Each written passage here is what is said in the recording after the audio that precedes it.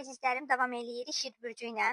Bu il Şir bürcləri üçün sevgi mövzusunda diqqət mərkəzində olma ilidir. Astroloji yanaşmalara görə günəşin güclü təsiri ilə şirlər bu il münasibətlərdə daha çox görülmək, dəyər verildiyini hiss etmək istəyəcəklər. İlin əvvəlində sevgi həyatlarında canlanma var.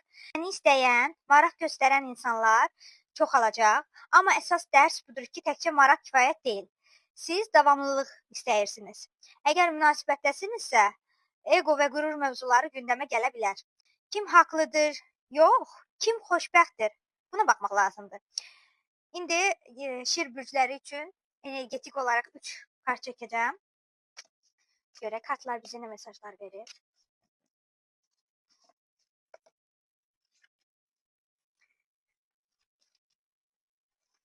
Ay, nə gözəl.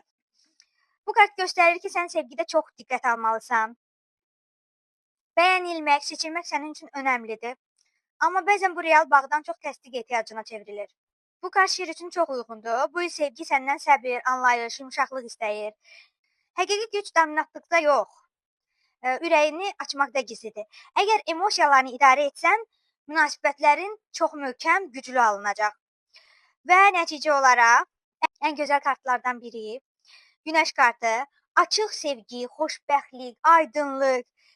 İlin ikinci yarısında şir üçün sevinç gətirən, səni parladan sevgi görünür. Ümumi mesaj olaraq bu il sevgi sənə deyir, parlamaq üçün kimisə kölgədə qoyma. Çünki şirlər üçün çox gözəl 2 illik bir döngü başlayır. Yupiter şir bürcünə keçəcək iyunun 30-undan sonra. Şir bürcləri üçün hər sahədə 2 illik gözəl, uğurlu bir diqqət mərkəzində, həm maddi, həm mənəvi sevgi baxımından da çox gözəl 2 illik bir döngü gəlir.